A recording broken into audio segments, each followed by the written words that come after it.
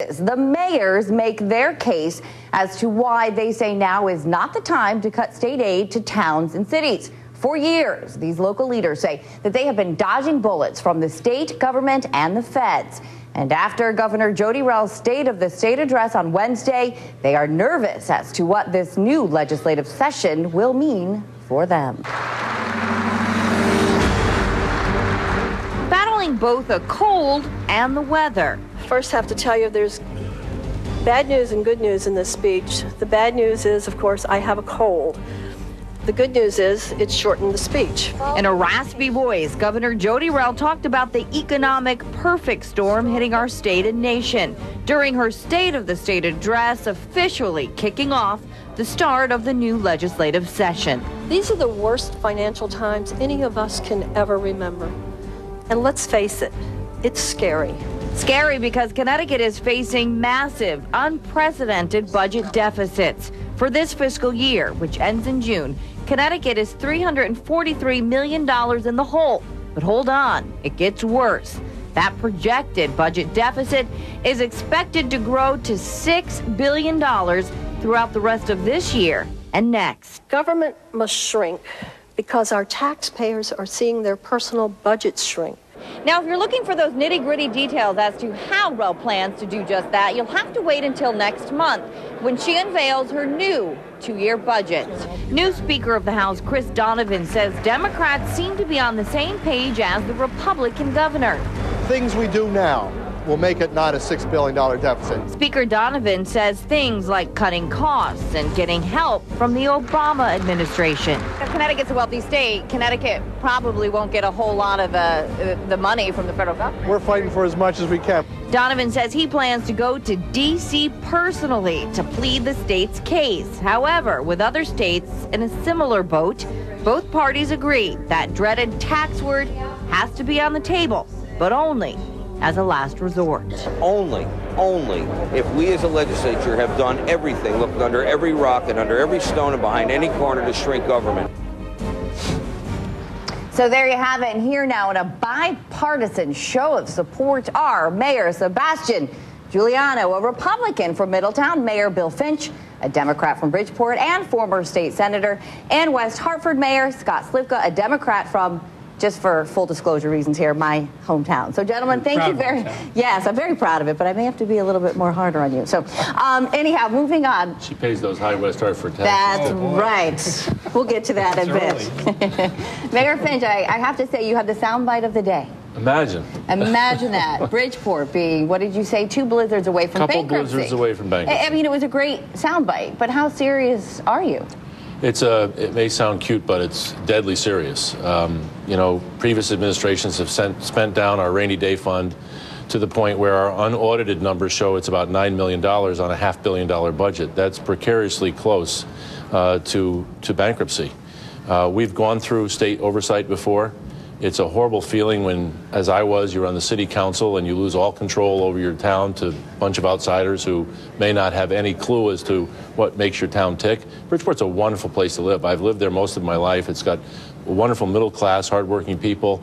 And the problem is we're just so small, as many of our towns are, that we don't have enough property tax to generate. Small, but Bridgeport's the largest city. By population, but we're only about 17 square miles. Hartford's about 18, and New Haven's about 19. That's 3 of the smallest cities in the country. In a state that relies so heavily on property taxes, that's really the crux of the problem, Shelley. Well, this is what you guys do want to talk about, but I guess to the other 2 mayors here, the question I'd like to pose to both of you, and if you want to jump on this as well, is Connecticut has been suffering, 1,000 foreclosures per month since August. The unemployment rate is the highest it's been in 15 years at 6.6%.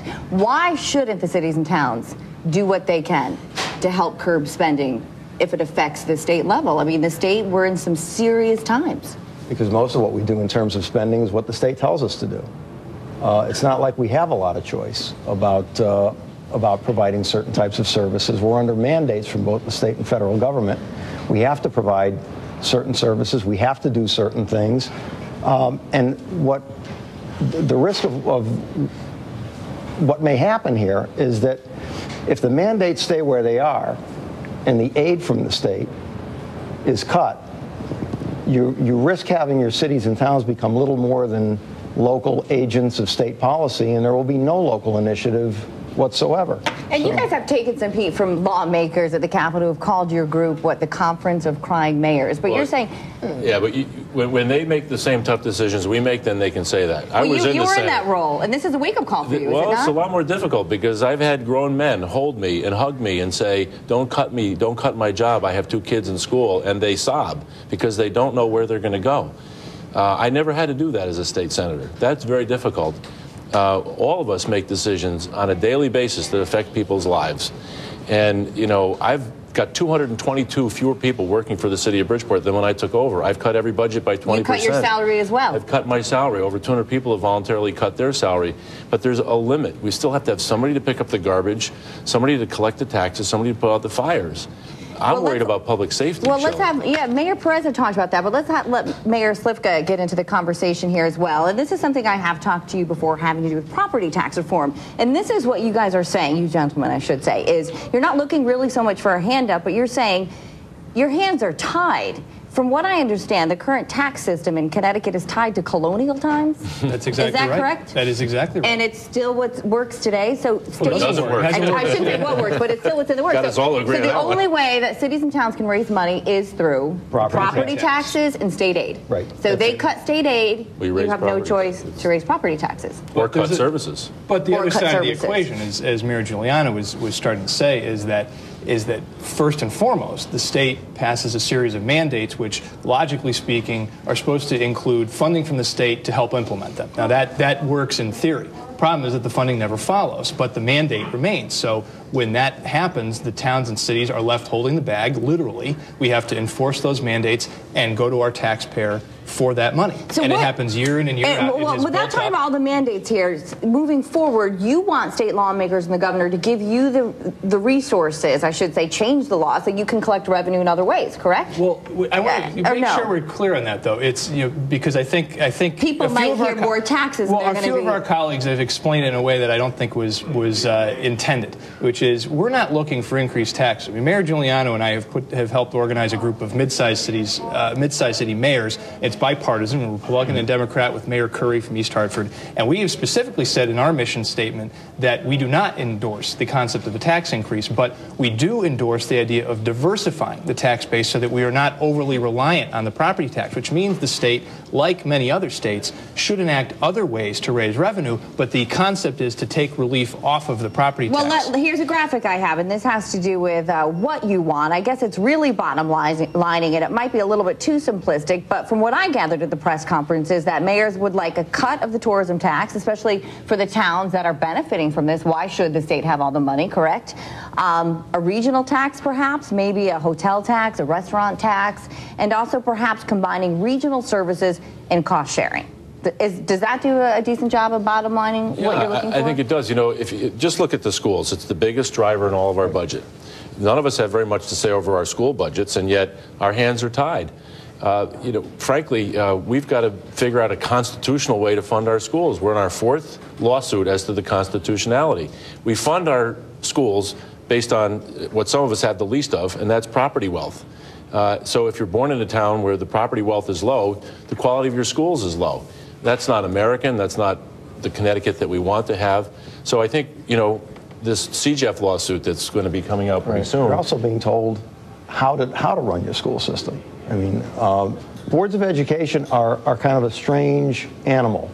When they're carrying out the educational policy of the state, their mandate is from state law. They're a local entity when they're doing things like deciding to build a school building or renovate a school building. Those are local issues. But you know, the educational operation is, you know, they are somewhat autonomous, and what they do with the funding you give them is really up to them. But we have no line item authority over their budget. They present one, but you're funding a bottom line, and that's it. So you're looking for more freedom, I guess. Scott? Well, more ability to be innovative, for one. I mean, we have ways that you asked at the beginning, Mayor Fincher, don't you think you ought to be part of this? We do. We are every day. When this crisis began back in the fall, we all made cuts immediately. In West Hartford, you know about this, we cut $25 million out of our bond projects immediately. Now, that's some 4, maybe even 5 months ago at this point. We're still waiting for the state to even acknowledge conceptually what they might do. The governor gave her speech yesterday devoid of any plans, and we're going to be into February before we start seeing anything.